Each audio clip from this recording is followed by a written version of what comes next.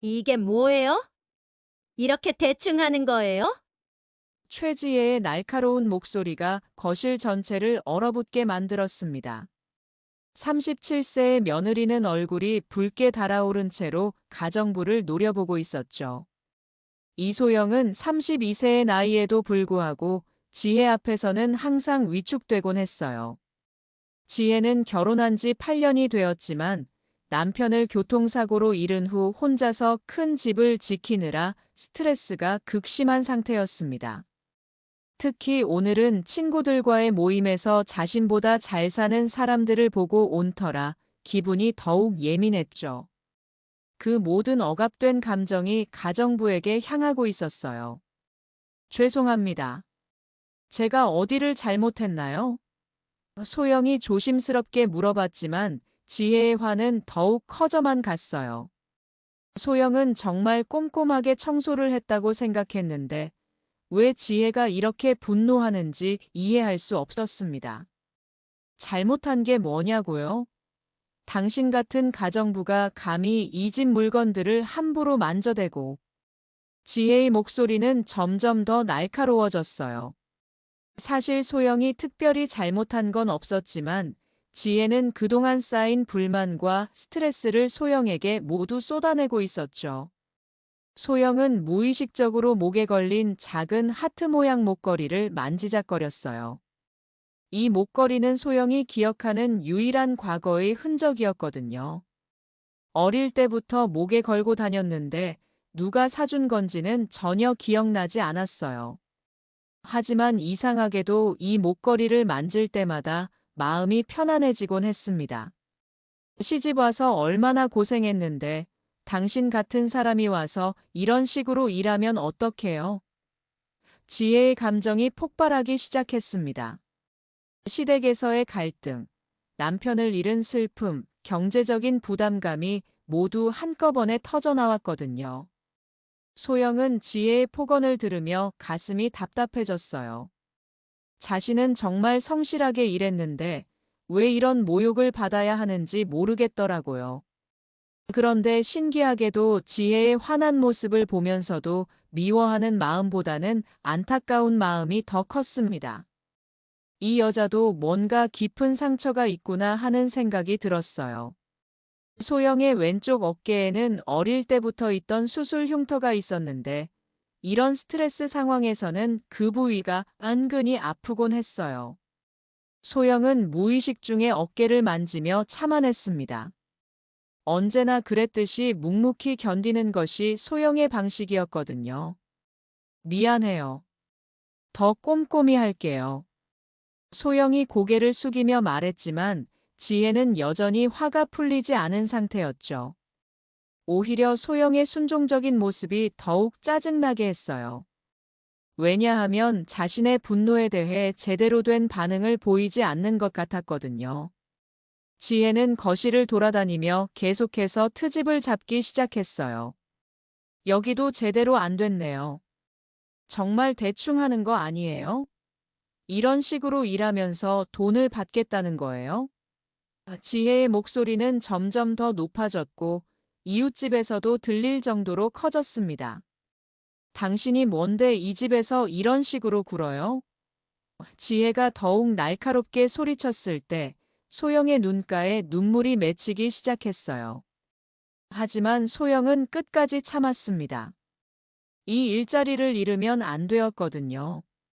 다른 곳에서 일할 수 있는 기회도 많지 않았고, 무엇보다 소영에게는 이곳이 그나마 안전한 피난처였으니까요.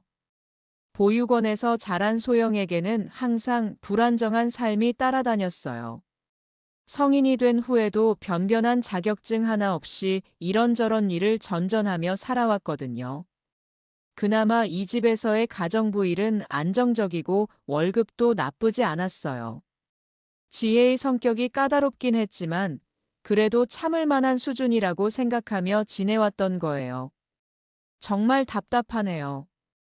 이런 식으로 일하면서 부끄럽지도 않나요? 지혜가 계속해서 소영을 몰아세웠을 때 소영은 깊은 숨을 들이마셨습니다. 마음속으로는 이것도 지나갈 거야라고 되뇌며 스스로를 달랬어요. 그 순간 현관문이 조용히 열리면서 누군가 들어오는 소리가 들렸습니다. 지혜는 누가 오는지 몰랐지만 소영은 본능적으로 더욱 몸을 움츠렸어요. 이런 상황을 다른 사람이 보면 더욱 창피할 것 같았거든요. 특히 집주인의 가족이라면 더더욱 그랬죠. 무슨 일이야? 깊고 침착한 남성의 목소리가 현관에서 들려왔습니다. 65세의 강민수가 며느리 집 안으로 들어서며 상황을 파악하려 했죠. 대기업 그룹의 총수인 그는 평소 냉정하고 위험 있는 모습으로 유명했지만 지금은 뭔가 이상한 기운을 감지하고 있었어요. 아, 아버님 오셨어요? 지혜가 갑자기 당황하며 목소리 톤을 바꿨습니다. 시아버지 앞에서는 아무래도 조심스러울 수밖에 없었거든요. 방금 전까지의 거친 모습은 온데간데 없이 사라지고 얌전한 며느리의 모습으로 돌아왔어요. 민수는 거실로 들어서면서 지혜와 소영의 모습을 번갈아 봤어요. 분위기상 뭔가 불편한 일이 있었다는 걸 직감할 수 있었죠. 지혜의 붉어진 얼굴과 소영의 위축된 모습을 보니 무슨 일이 있었는지 대략 짐작이 갔습니다. 그런데 바로 그때 구석에서 조용히 서 있는 가정부의 모습이 민수의 시야에 들어왔습니다. 민수는 소영을 보는 순간 이상한 느낌에 사로잡혔어요. 처음 보는 사람인데 왜 이렇게 익숙한 느낌이 드는 걸까요? 마치 어디선가 본 것 같은 그런 묘한 친근함이 밀려왔습니다. 소영도 민수를 바라보며 비슷한 감정을 느꼈어요. 왜 이 아저씨를 보면 마음이 이렇게 따뜻해지는 걸까요? 그리고 왜 이렇게 편안한 기분이 드는 건지 이해할 수 없었어요. 마치 어릴 때 꿈에서 본 그 따뜻한 미소를 연상케 하는 느낌이었거든요. 안녕하세요. 소영이 공손하게 인사했을 때 민수는 더욱 이상한 감정에 휩싸였습니다. 그 목소리, 그 얼굴의 윤곽, 어딘가 너무나 익숙했어요. 특히 소영이 고개를 숙이며 인사하는 모습에서 어릴 적 추억이 스쳐 지나가는 것 같았습니다. 네, 안녕하세요. 가정부님이신가요?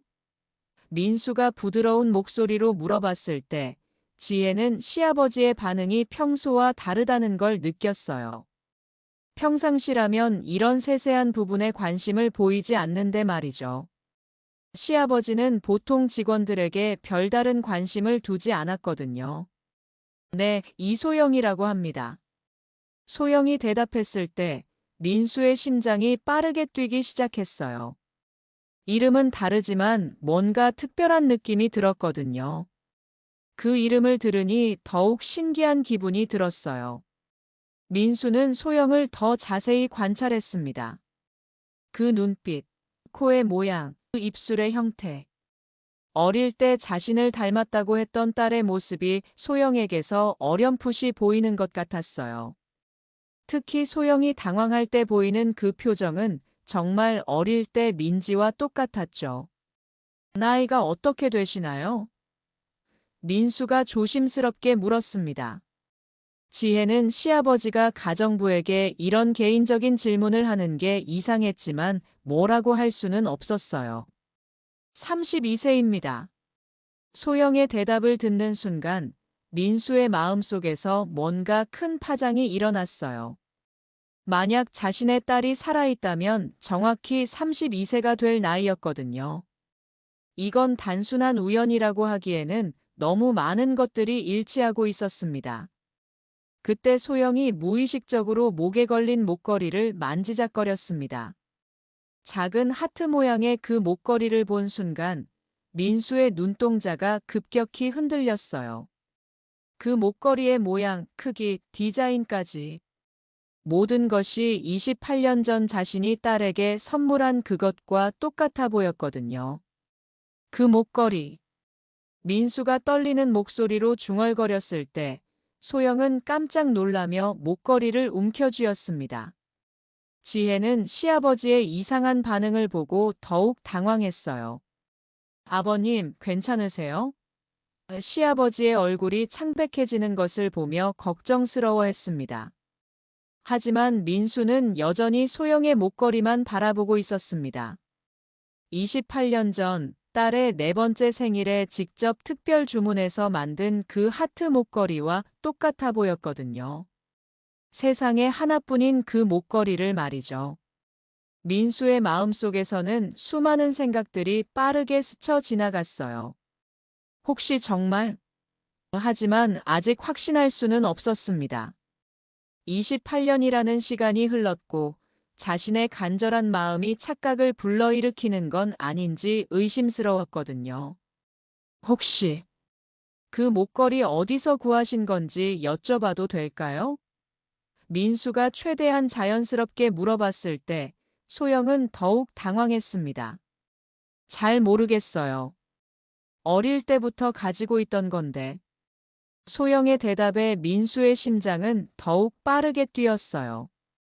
어릴 때부터 가지고 있었다는 말이 핵심이었거든요. 민수의 머릿속에서 28년 전 그날의 기억이 생생하게 되살아나기 시작했습니다. 1997년 12월 15일 서울 중구에 위치한 대형 백화점에서 일어난 끔찍한 화재 사고. 그날은 민지의 네 번째 생일을 맞아 가족들이 함께 쇼핑을 나간 날이었어요. 그날 아침 민수는 딸을 위해 특별한 선물을 준비했었습니다. 보석상에 직접 주문 제작한 작은 하트 모양 목걸이였죠.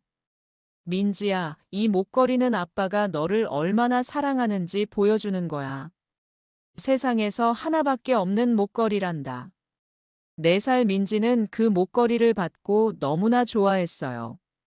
아빠, 정말 예뻐요. 평생 가지고 있을 거예요. 민지가 목걸이를 목에 걸고 거울 앞에서 뛰어다니던 모습이 지금도 선명하게 기억났습니다. 민지의 생일을 기념해서 새 옷도 사주고 장난감도 고르려고 했죠. 민지야, 오늘은 내가 갖고 싶은 거 다 사줄게. 민수가 딸의 손을 잡고 말했을 때 민지는 환하게 웃었어요. 민지야, 아빠가 선물 하나 더 사줄까? 민수가 딸의 작은 손을 잡고 장난감 코너로 향했던 그 순간이 마지막이었습니다.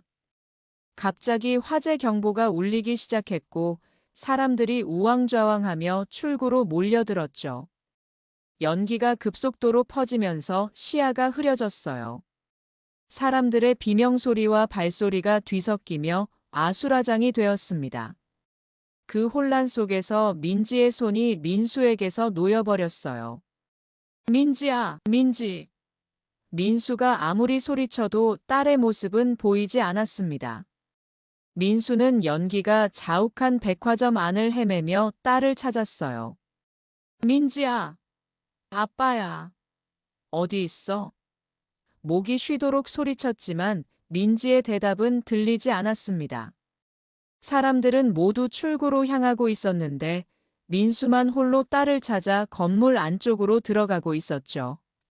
부인 박은희는 이미 먼저 대피한 상태였고 민수는 혼자서 딸을 찾으려 화염 속을 헤매고 다녔어요. 소방관들이 와서 강제로 그를 밖으로 끌어내었지만 민지는 끝내 찾을 수 없었습니다. 선생님, 아이가 4층 장난감 코너 근처에서 실종된 것 같습니다.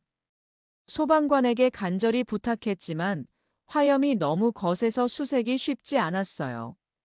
조금만 더 기다려주세요. 저희가 최선을 다해서 찾겠습니다. 하지만 시간이 흘러도 민지는 나오지 않았어요. 화재 진압 후 며칠간 수색 작업이 계속되었지만 민지의 시신은 발견되지 않았습니다.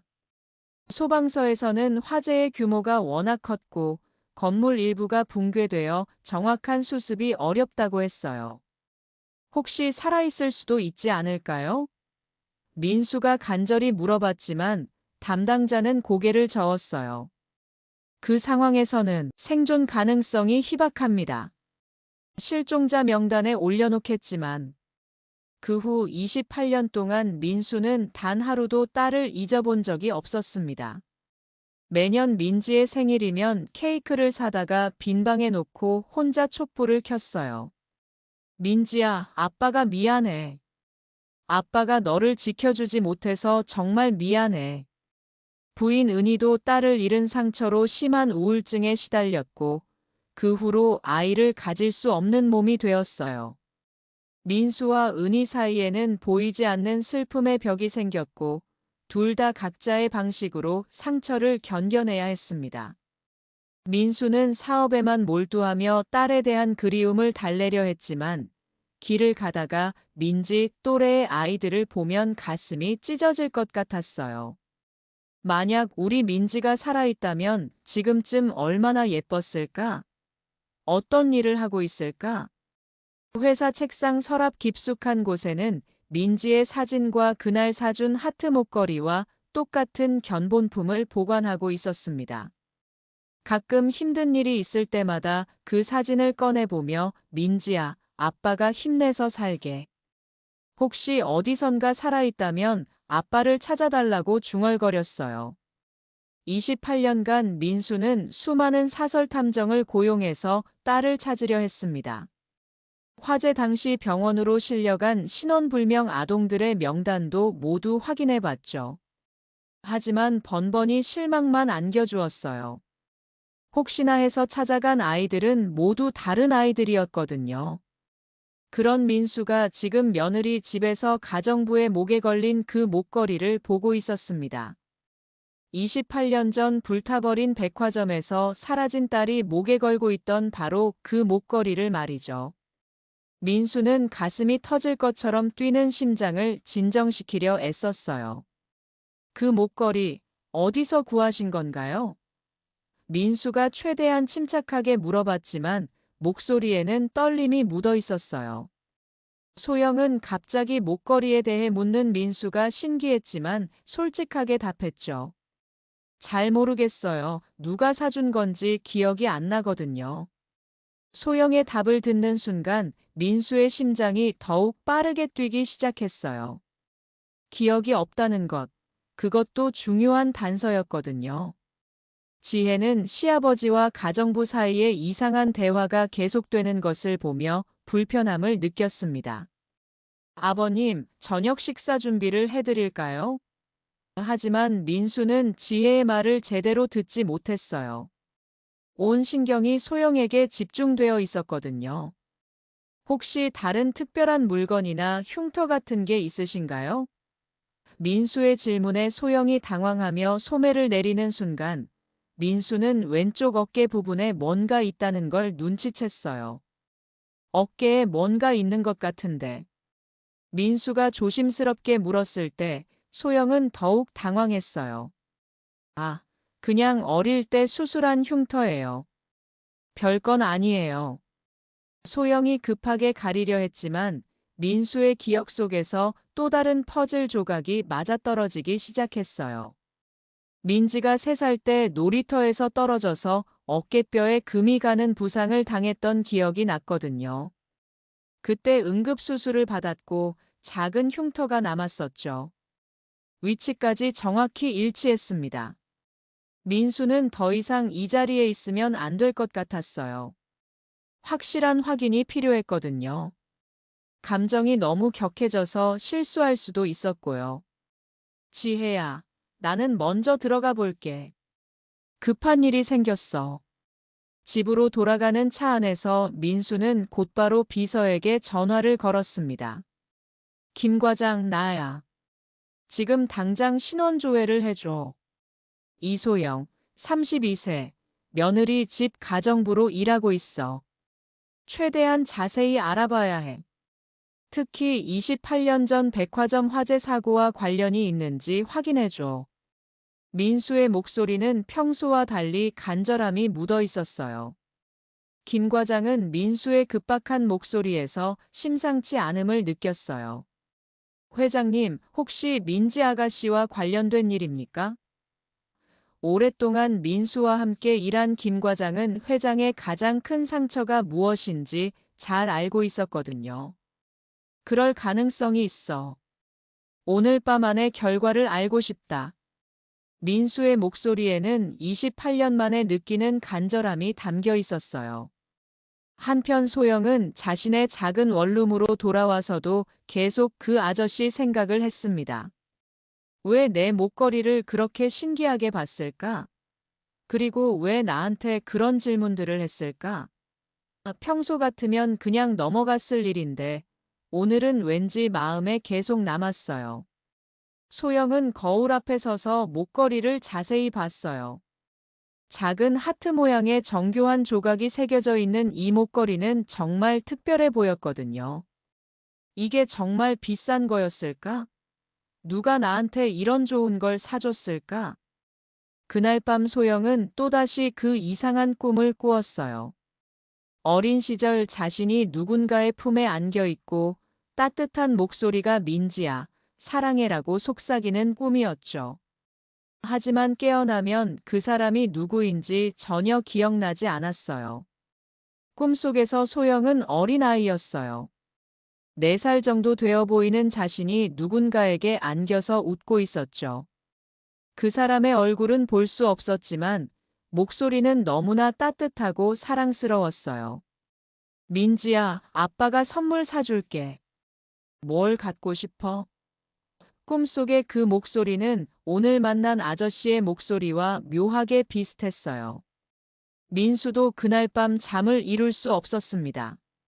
서재에서 28년 전 민지의 사진을 꺼내보며 소영의 얼굴과 비교해 봤어요. 눈매가 비슷해, 입술 모양도. 혹시 정말? 사진 속 4살 민지와 현재 32살 소영의 모습을 상상으로 연결해 보니 정말 닮아 보였어요. 다음 날 아침 일찍 김 과장으로부터 전화가 왔습니다. 회장님, 조사 결과가 나왔습니다. 김 과장의 목소리에도 흥분이 묻어 있었어요. 어떻게 나왔어? 민수의 목소리에는 기대와 불안이 함께 섞여 있었어요. 이소영 씨는 28년 전 백화점 화재 당시 4세 나이로 실종 신고가 접수된 아동 명단에 있었습니다. 본명은 강민지였고요. 김 과장의 말에 민수는 잠시 말을 잇지 못했어요. 정말 우리 민지야? 민수의 목소리가 떨렸습니다. 네, 화재 후 의식을 잃고 병원에 실려갔는데 신원 확인이 안 되어 보육원으로 보내졌다고 합니다. 그 과정에서 이름이 바뀐 것 같고요. 기억상실증도 있었다고 기록되어 있습니다. 민수의 눈에서 28년 만에 기쁨의 눈물이 흘러내렸습니다.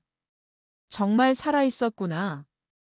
28년간의 그리움과 죄책감이 한순간에 기쁨으로 바뀌는 순간이었어요. 추가로 확인해 보니 어깨 수술 기록도 일치합니다. 3세 당시 놀이터 사고로 인한 수술 흉터가 있다고 되어 있어요. 김 과장의 말에 민수는 더욱 확신하게 되었습니다. DNA 검사를 해봐야겠어. 확실하게 확인하고 싶어. 민수가 말했을 때 김 과장도 동의했어요. 알겠습니다. 조심스럽게 진행해 보겠습니다. 며칠 후 민수는 다시 며느리 집을 찾았습니다. 이번에는 확실한 목적이 있었어요. 자신의 딸을 직접 확인하고 더 나아가 보호해야겠다는 결심을 가지고 있었거든요. 하지만 진실을 말하기 전에 좀 더 신중하게 접근해야 했어요. DNA 검사 결과는 99.9% 일치했습니다. 소영이 바로 자신의 딸 민지라는 것이 과학적으로 증명된 거예요. 이제 민수에게는 어떻게 접근할지만 남았습니다. 그런데 집에 도착하자마자 불쾌한 장면을 목격하게 되었습니다. 지혜가 소영을 상대로 더욱 심한 언어 폭력을 가하고 있었어요. 당신 같은 사람이 감히 이 집에서 어떻게 일해요? 정말 한심해. 쫓겨나고 싶어요? 지혜의 목소리는 며칠 전보다 훨씬 더 날카로워져 있었습니다.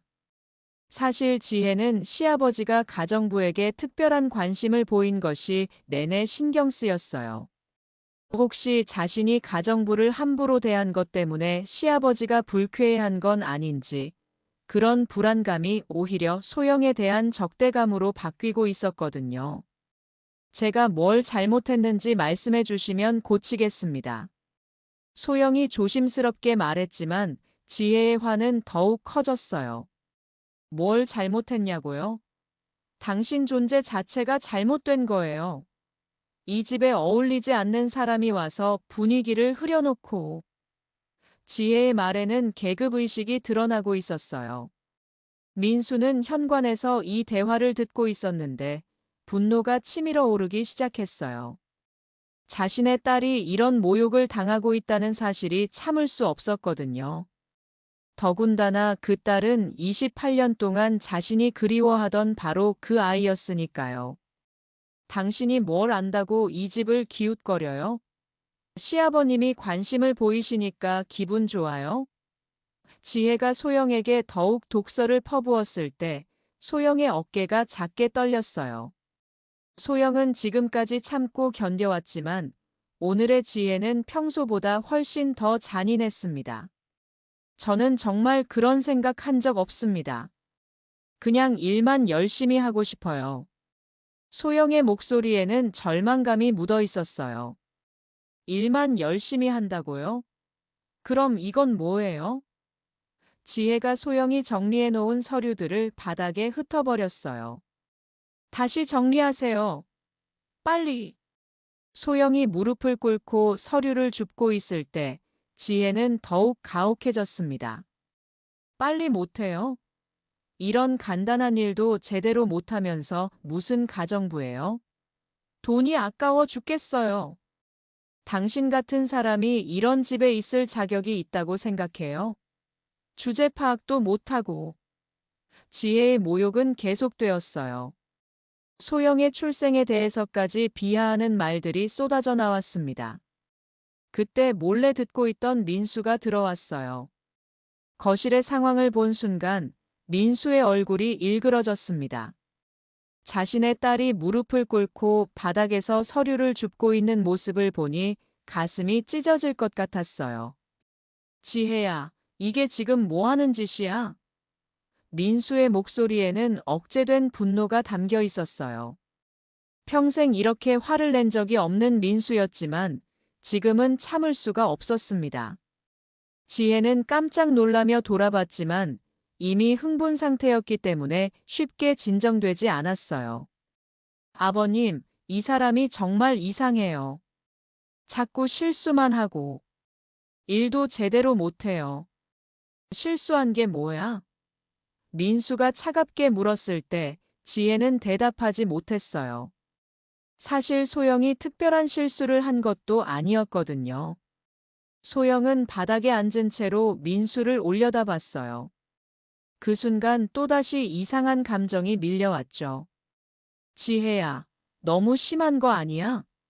민수가 소영을 일으키며 말했을 때 지혜의 질투심은 더욱 커졌어요. 아버님은 왜 자꾸 이 사람 편만 드세요? 뭔가 특별한 사이신가요? 지혜의 말에 민수는 더 이상 참을 수 없었습니다. 바로 그때 지혜가 화가 난 나머지 소영을 밀었고 소영은 뒤로 휘청거리며 계단 쪽으로 넘어지려 했어요. 조심해. 민수가 번개같이 달려가서 소영을 붙잡았습니다. 하지만 소영은 이미 계단에 발을 헛디뎌서 발목을 접질린 상태였어요. 아!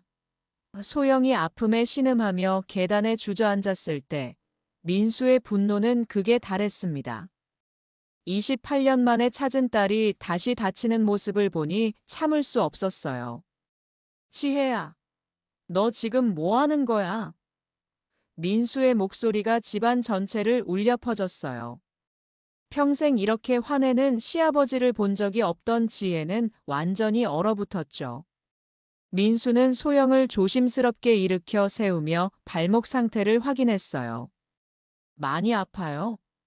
민수의 목소리에는 아버지의 애정이 듬뿍 담겨 있었습니다. 괜찮습니다. 조금 접질린 것 같아요. 소영이 아픈 것을 참으며 말했지만 민수의 마음은 더욱 아팠어요. 28년 동안 혼자 이런 아픔들을 견뎌왔을 딸을 생각하니 눈물이 날 것 같았거든요. 지혜야, 너 지금 당장 사과해. 민수가 지혜를 향해 소리쳤을 때 지혜는 시아버지의 예상치 못한 반응에 당황했어요. 아버님, 왜 그러세요? 그냥 가정부인데. 지혜가 여전히 이해하지 못하겠다는 표정으로 말했을 때 민수는 더 이상 참을 수 없었어요. 그냥 가정부라고. 민수의 눈에서 28년 동안 참아왔던 모든 감정이 터져나오기 시작했어요. 그냥 가정부가 아니야. 민수는 더 이상 숨길 수 없었습니다. 지혜 앞에서 소영의 손을 잡고 말했어요. 소영 씨. 아니, 민지야. 네. 소영이 이해할 수 없다는 표정으로 민수를 바라봤을 때 민수의 눈에서 눈물이 흘러내리기 시작했어요. 너는 내 딸이야. 28년 전에 잃어버린 내 딸 민지야. 민수의 떨리는 목소리가 거실에 울려 퍼졌습니다. 28년 동안 꾹 참아왔던 그리움이 한꺼번에 터져나오는 순간이었어요. 지혜는 그 말을 듣고 완전히 얼어붙었어요. 네. 지금 뭐라고 하신 거예요? 자신이 그동안 함부로 대했던 가정부가 시아버지의 딸이라니 믿을 수 없었거든요. 소영도 마찬가지로 충격에 빠졌습니다. 저는 이소영인데요. 뭔 말씀을. 갑작스러운 상황에 혼란스러워하며 고개를 저었어요. 아니야. 너의 본명은 강민지야. 28년 전 백화점 화재에서 실종된 내 딸이라고. 민수가 소영의 하트 목걸이를 가리키며 말했어요. 이 목걸이, 내 네 번째 생일에 아빠가 사준 거야. 세상에 하나밖에 없는 목걸이라고. 소영은 목걸이를 만지며 혼란스러워했어요. 그럴 리가. 저는 기억이. 하지만 말을 하면서도 뭔가 친숙한 느낌이 들기 시작했어요. 화재 사고로 기억을 잃었겠지만 너는 분명히 내 딸이야. 민수가 소영의 어깨를 조심스럽게 만지며 말했어요. 이 흉터도 3살 때 놀이터에서 다쳐서 수술한 흔적이야. 아빠가 그때 병원에서 밤새 지켜봤어. 그리고 DNA 검사도 했어. 99.9% 일치해. 너는 분명히 내 딸 민지야. 민수가 확실한 증거를 제시했을 때 소영의 눈에서 눈물이 흐르기 시작했어요. 그 순간 소영의 머릿속에서 어렴풋한 기억들이 떠오르기 시작했어요. 따뜻한 품, 다정한 목소리, 그리고 민지야, 사랑해라는 말. 병원 침대에서 누군가 자신의 손을 꼭 잡고 있던 기억도 스쳐 지나갔어요. 아, 아빠. 소영이 떨리는 목소리로 말했을 때 민수는 28년 만에 딸을 품에 안았습니다. 그래, 아빠야. 너를 28년 동안 찾았어. 미안해, 민지야.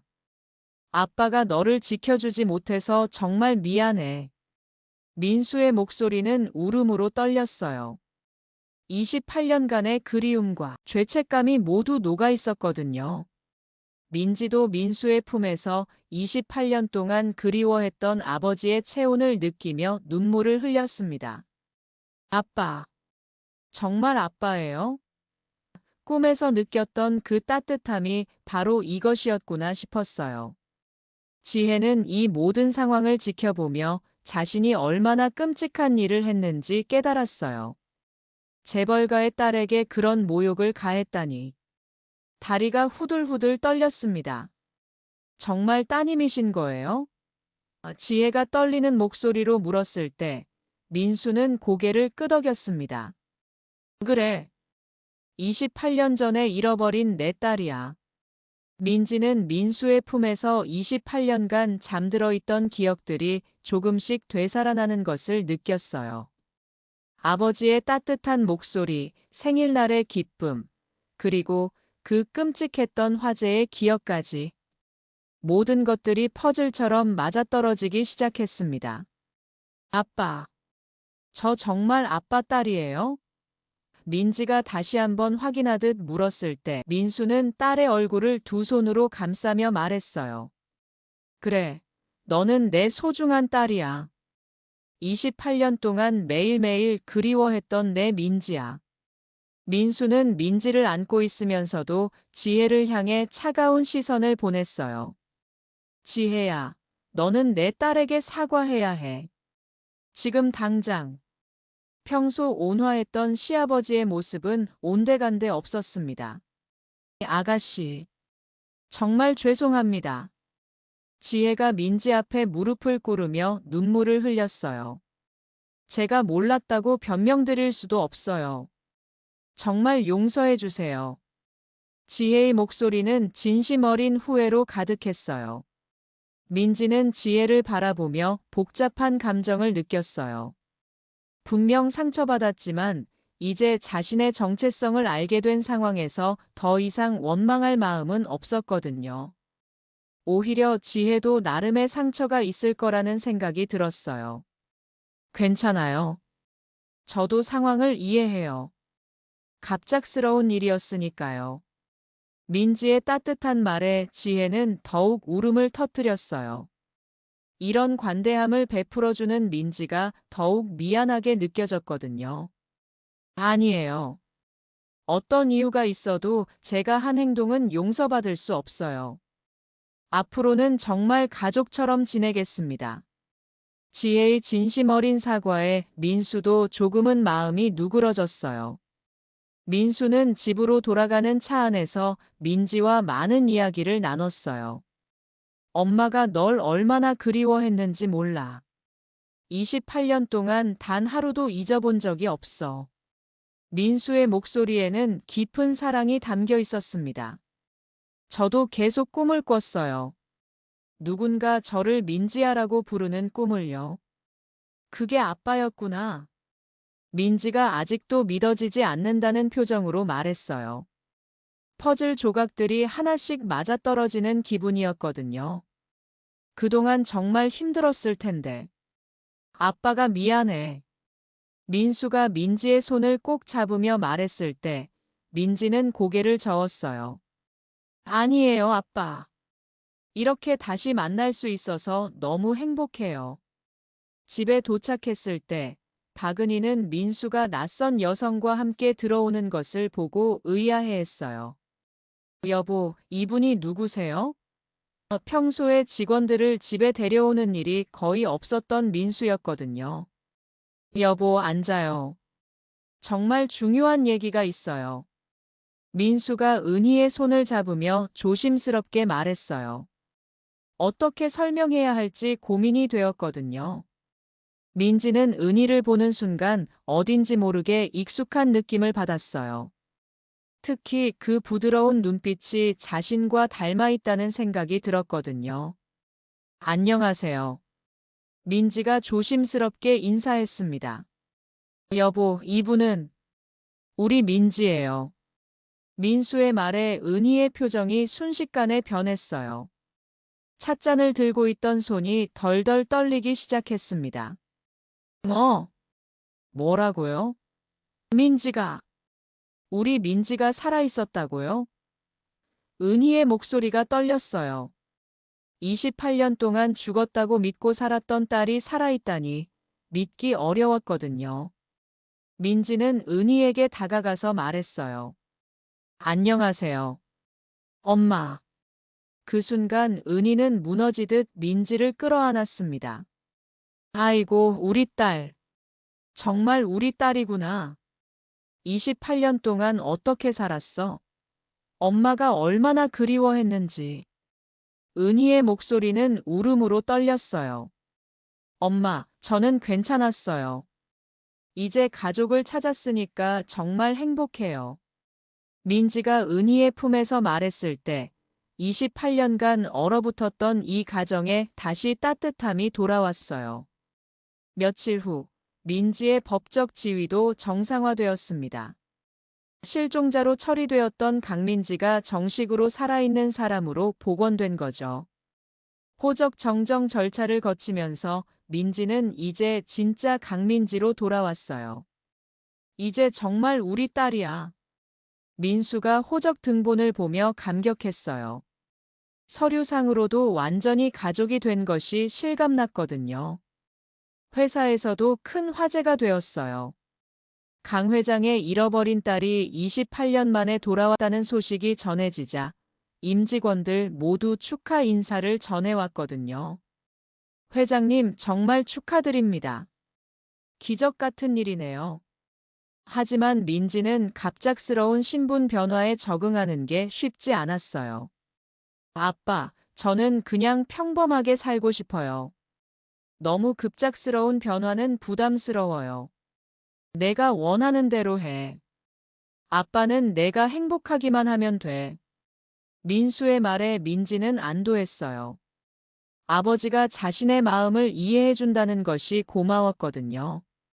은희도 민지를 위해 특별한 방을 꾸며줬어요. 민지야, 이제 진짜 내 방이야.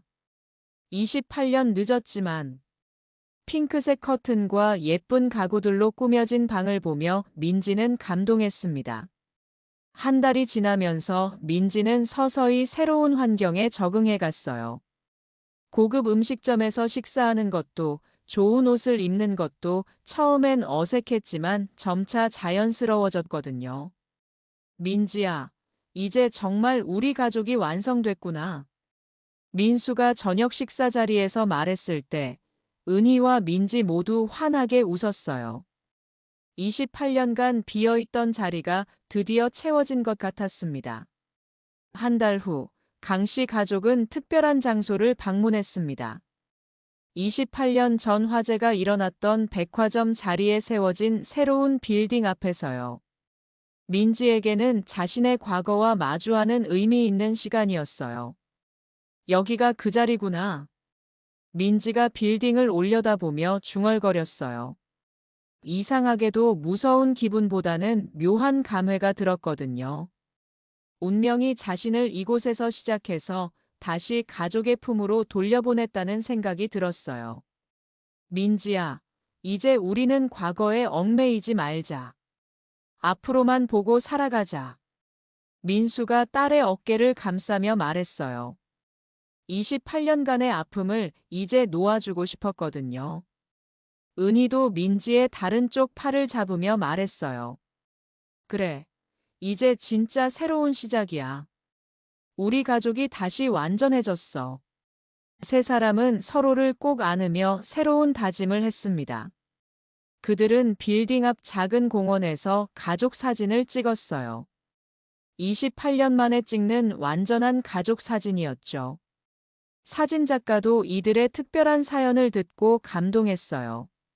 하나, 둘, 셋. 사진사의 신호에 맞춰 세 사람은 환하게 웃었어요. 진짜 행복한 미소였습니다. 그 미소 속에는 28년간의 그리움과 기다림이 모두 녹아 있었거든요. 며칠 후 지혜가 민지를 찾아왔어요. 아가씨, 정말 제대로 사과드리고 싶어서 왔어요. 지혜는 민지에게 정성스럽게 준비한 선물을 가져왔어요. 지혜 씨, 정말 괜찮다고 했잖아요. 이제 우리 진짜 가족이에요. 이렇게 너그럽게 용서해 주시니까 더 죄송해요. 앞으로는 정말 좋은 가족이 되겠습니다. 이제 둘 사이에는 진짜 가족의 정이 흐르고 있었습니다. 민수는 회사에서 민지를 위한 특별한 부서를 만들어줬어요. 내가 하고 싶은 일을 찾을 때까지 천천히 경험해봐. 하지만 민지는 정중하게 거절했어요. 아빠, 저는 제가 잘할 수 있는 일부터 시작하고 싶어요. 너무 급하게 변하면 적응하기 어려울 것 같아요. 민지의 현실적인 판단에 민수는 감탄했어요. 그래, 내 방식대로 해. 아빠는 언제나 내 편이야. 민수의 이해심 깊은 말에 민지는 고마움을 느꼈어요. 아버지가 자신의 결정을 존중해주는 것이 정말 감사했거든요.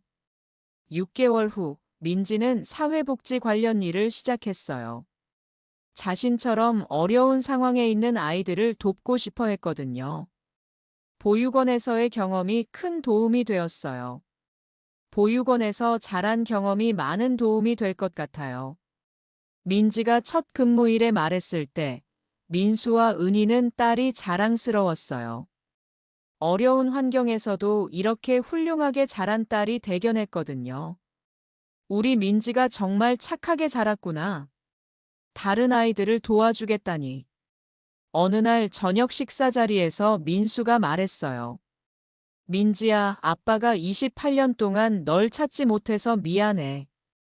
아직도 그 죄책감이 남아 있었거든요. 아빠, 그런 말씀 마세요. 결국 우리가 다시 만났잖아요. 이것도 운명이에요. 민지의 밝은 목소리에 가족들은 모두 웃었어요. 은희가 덧붙였어요. 정말 기적 같은 일이야. 포기하지 않고 기다린 보람이 있어. 28년간의 기다림이 헛되지 않았다는 생각이 들었거든요. 그날 밤 민지는 자신의 방에서 하트 목걸이를 바라보며 생각했어요. 이 작은 목걸이가 우리 가족을 다시 만나게 해줬구나. 운명의 실이 이 작은 목걸이에 매달려 있었던 거예요. 창밖으로 보이는 도시의 불빛들이 반짝이고 있었어요. 28년 만에 찾은 진짜 가정의 따뜻함 속에서 민지는 정말 행복했습니다. 아빠, 엄마 사랑해요. 민지가 작은 소리로 중얼거렸을 때 하트 목걸이가 달빛에 반짝이며 빛났어요. 그 빛은 마치 축복처럼 따뜻했습니다. 1년 후, 민지는 자신만의 사회복지재단을 설립했어요. 저처럼 가족을 잃은 아이들에게 희망을 주고 싶어요. 민수와 은희는 딸의 뜻을 전폭적으로 지원했습니다. 재단 개소식 날, 많은 사람들이 축하를 위해 모였어요. 지혜도 가족을 대표해서 축하 인사를 했습니다. 이런 의미 있는 일을 시작하셔서 정말 자랑스러워요. 그날 저녁 가족들은 조용한 레스토랑에서 축하 만찬을 가졌어요. 민지야, 내가 이렇게 훌륭하게 자라줘서 고마워. 엄마 아빠 덕분이에요. 저를 포기하지 않고 기다려주셔서 감사해요. 민지의 진심 어린 말에 민수와 은희는 눈물을 글썽였어요. 2년이 지난 어느 날, 민지는 재단에서 만난 한 아이를 통해 또 다른 기적을 목격했어요. 그 아이도 민지처럼 화재 사고로 가족과 헤어진 아이였는데, 민지의 도움으로 가족을 찾을 수 있게 되었거든요. 선생님, 정말 감사해요. 선생님 덕분에 엄마 아빠를 다시 만났어요. 그 아이의 말을 들으며 민지는 자신의 일이 얼마나 의미 있는지 새삼 깨달았어요. 그날 밤 민수가 민지에게 말했어요. 민지야, 내가 다른 아이들에게 희망을 주는 모습을 보니까 정말 자랑스러워. 아빠가 28년 전에 널 잃었지만 지금의 너를 보면 그 모든 아픔이 의미가 있었던 것 같아. 아빠, 저도 이제 알겠어요. 그 힘든 시간들이 있었기 때문에 지금 제가 다른 사람들을 도울 수 있는 거예요. 민지의 말에 민수는 딸이 정말 성숙해졌다는 것을 느꼈어요. 이렇게 28년 만에 다시 만난 가족의 이야기는 새로운 시작을 알리고 있었습니다. 진정한 사랑은 시간과 공간을 뛰어넘어 반드시 다시 만나게 해준다는 것을 보여주는 기적 같은 이야기였죠. 오늘 이야기 어떠셨나요? 구독과 좋아요는 잊지 마시고 소중한 댓글 하나가 정말 큰 힘이 됩니다. 시청해주셔서 진심으로 감사드립니다.